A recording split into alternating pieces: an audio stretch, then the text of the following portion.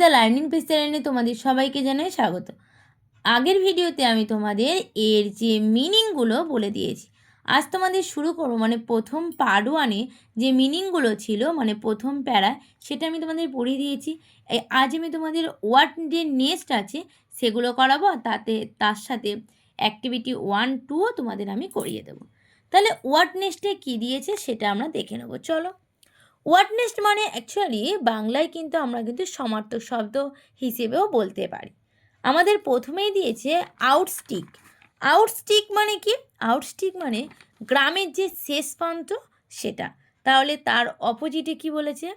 বলছে part of the village or city farthest from the central area, মানে হচ্ছে এর যে সীমানা সেই সীমান্তকে মানে বুঝিয়েছে।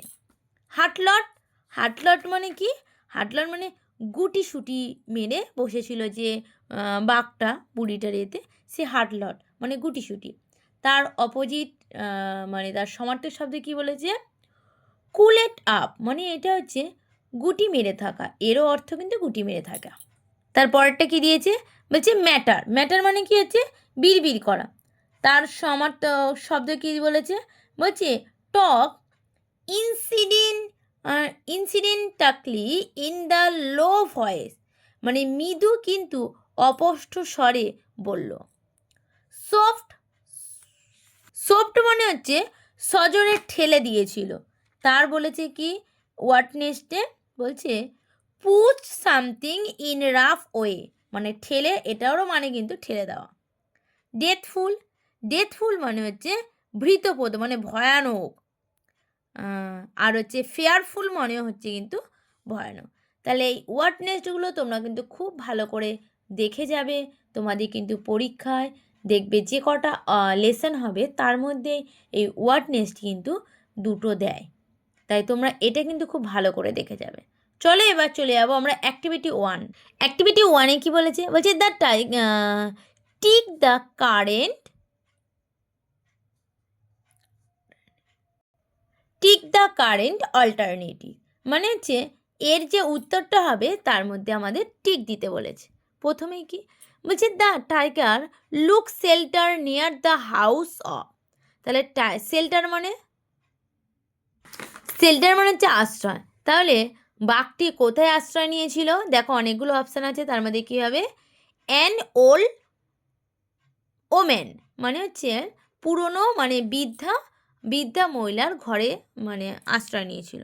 তাহলে প্রথমে ঠিক হবে 1-এর দাগে। তারপরেরটা কী বলেছে? বলছে দ্য ওল্ড ওম্যান ওয়াচ। তাহলে ও বৃদ্ধা মহিলাটা কেমন ছিল? 2-এরটা দেবে ইল টেম্পার, মানে হচ্ছে বদ মেজাজি, 2-এর দাগেরটা দাগ দেবে। তার সিএরটা কী বলেছে? The tiger thought deep deep watch. এটা কি করবে? এটা চলে যাবে। দেখো বলছে কি বাঘের বৃষ্টির ফোঁটাটা কেমন লেগেছিল, 3-এরটা করবে এ ক্রিয়েচার। ডি বলছে ভোলানাথ ওয়াচ, ভোলানাথ কেমন ছিল? কার ছেলে ছিল? পটার, পটার মানে কুমোরে। এবার হচ্ছে আমরা চলে যাবো অ্যাক্টিভিটি 2। অ্যাক্টিভিটি 2-তে আমাদের বলেছে কি, চলো দেখে নিই। বলছে rearrange the following sentence in the current order and put the number in the gift box. বলছে নিচের যে বাক্যগুলো দেওয়া আছে তার মধ্যে যে খোপ আছে সেই খোপে যে নাম্বার হবে মানে লাইন সহকারে গুছিয়ে আমাদের লিখতে বলেছে। আমি দেখো খোপে কিন্তু তোমাদের লিখে দিয়েছি, তোমরা এটা দেখে নেবে।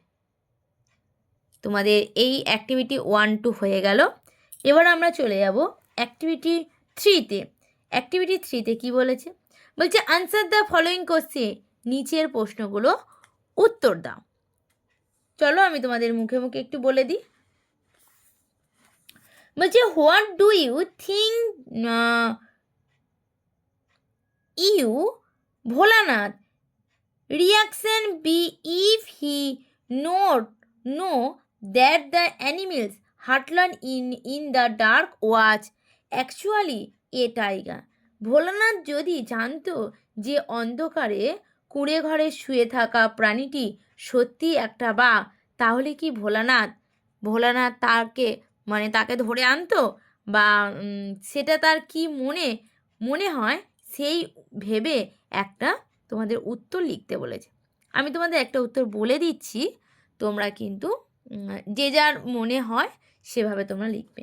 আমি তোমাদের একটা বলে দিচ্ছি ছোট করে, আর যদি বলো লিখে দিতে তাহলে আমাকে কমেন্ট করবে, আমি তোমাদের উত্তরটা লিখে দেবো। কি বলছে, I think if Bholanath nephew that the animal's heart lot in the dark was actually a tiger, he would second infer the runaway.